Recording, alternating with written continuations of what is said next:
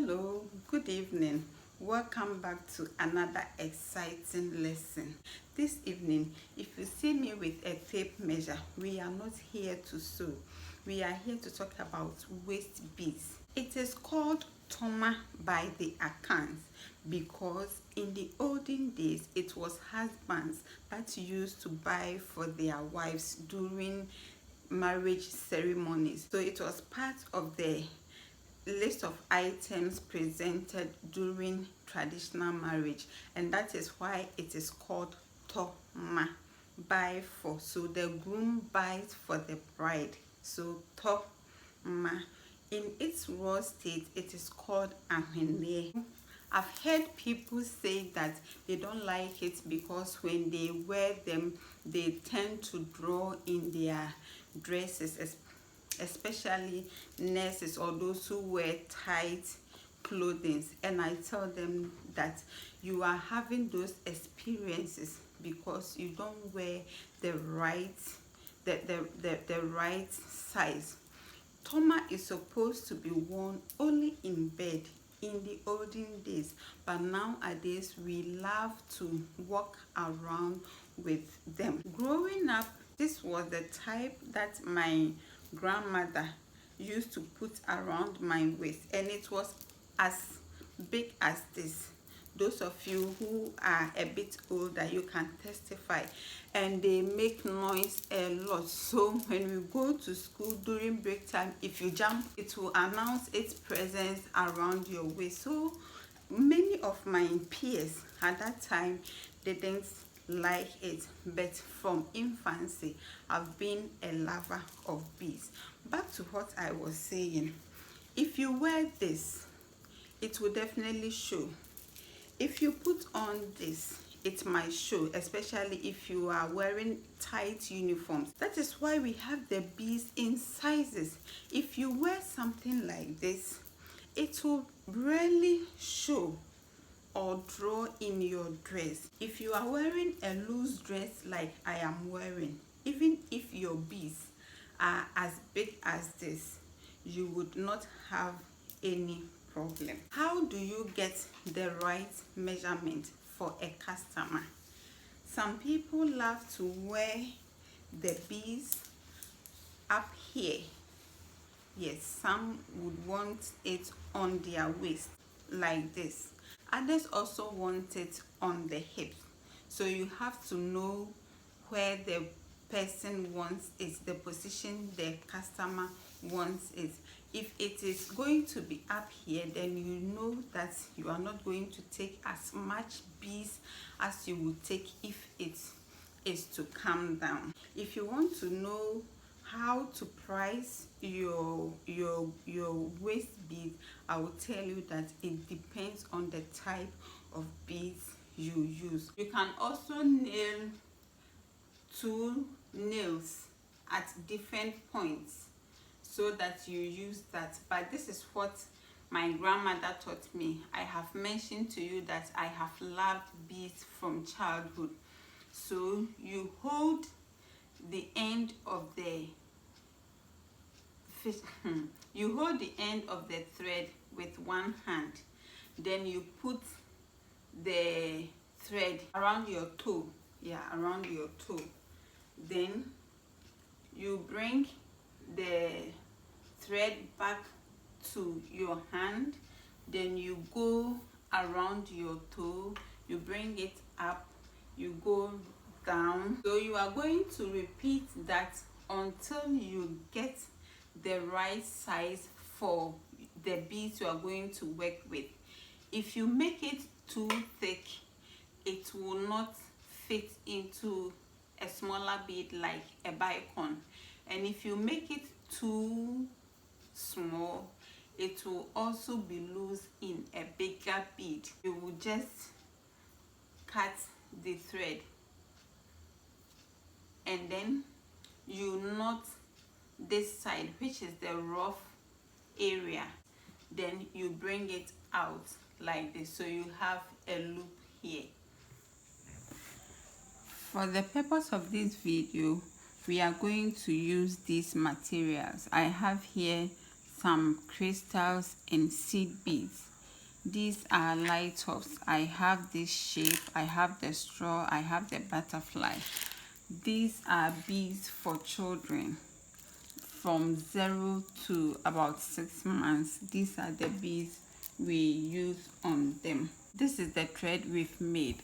I must say that I already have a video on how to make waist beads, but it's not in depth as this one, so I will leave the link to that video in the description box. I am going to share some things in this video that I did not share in that video.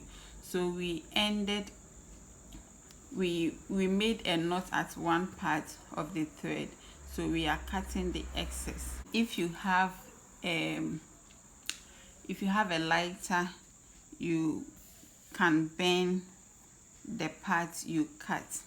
So when you move here, you open the loop you formed with your toe, then you pass the thread on the needle. You open that one like this, and then you pass it through the loop to have something like this. Then you make a one-time knot. So you are going to have something like this. Then we are going to start with the type that we use, the hook. So you will begin with the longer part of the hook. The hook comes with a shorter and a longer part. So you begin with the longer one. You pass the needle through inside out, like this. Then you bring it down so the knot will be hidden like this. Then you move to the beads. You pick them anyhow. We are still making assumptions. We are assuming that we have made a new thread. There are no beads on it. And supposing you have an older bead, I get people tell me I have taken my old beads to someone to fix it for me. My old beads are small. I want it extended. I'm coming to teach you how you can do that one. Let's say that this is the older beads. This is the older bead. So what you do is you take a strand or two out of the old one, and then you cut the excess, and you tie the same way you started with the needle. You tie this one onto the other one. So after putting the two together, you gently pull from the older thread onto the new one. It is as simple as that. In the first lesson, we made the thread. The second part, we added the hook and these beads. The third lesson, we changed an older bead onto, we transferred an older bead onto a new thread. And the third one, we are going to learn how to lock the beads up. So this time you are going to start from behind. The first one you entered from inside. This one you are entering from behind. And when you are buying the hooks, you have to check. Some do not have holes at all. Some also have very small holes. So when you put it like this, you have to push it to make it very stiff. You are making it very stiff because when you make the knot, there's going to be a small shift, and so the stiffness would lose. So when you push it down, then you make the knot. This one, if you are inexperienced, I bet you will not get it right. So you have to be doing it to get it right. So when you do it like this, then you tie the knots. So when you do it once, you have to do it severally, because if the hole here is very big, the knot will enter and everything will fall apart, and you have to start with a new thread. That is one disadvantage of working with the hook. So when you are done, you want to cut the thread, and then you open it like this and make several knots. All the knots you are making, you are going to hide it in the locker. Then you twist it.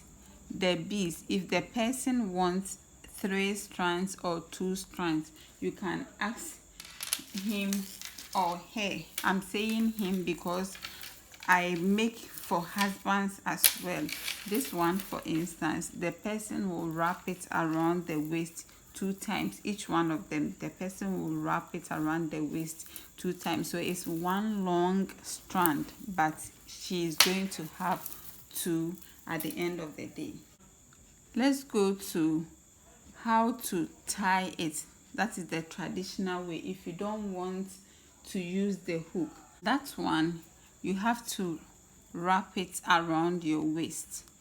And so if you put it around your waist and it is less, you come and add. If it is more, you reduce it. So supposing this is the size of my waist, I'll bring it out and then tie a knot, one like this, and then tie a second knot, but the second one is not going to be firm. Then you put it around your waist from top down. So when you bring it out and it is okay, then you come and tie the knot severally. So we've made the first knot. The thread is short because it is the same thread that I am using. So you go round the loop. This, I've gone round it once. You go round 2 times or 3 times. Then you stretch it apart to make the nyansapo, as we call it. So why we call this one light off, I'm going to switch off the light and you will know. Do know. Have you seen that it is glowing even in the plastic wrap? And so at the mention of light off, what comes to mind? At the mention of crystals, what do you remember? On this note, I bring you to an end of our lesson for today. I am not a fountain of knowledge or wisdom, so in the comment section, let me know your story on waist beads. Have you worn one before? Do you like it? Do you love it? Do you want to buy one? I am available. Buy from me. Yes, those of you who have been buying from Amazon. I also have a zone in Ghana called Nana Zone. If you buy, it's just like you are buying from Amazon. You pay for the goods plus delivery, and I will mail everything to you. So stop buying from Amazon and come to Nana Zone in Ghana to buy. My dear, until you watch another video from me, whenever you say a prayer, don't forget to say one for me. Leave you with the message of the Most High. Peace. Shalom. Bye-bye.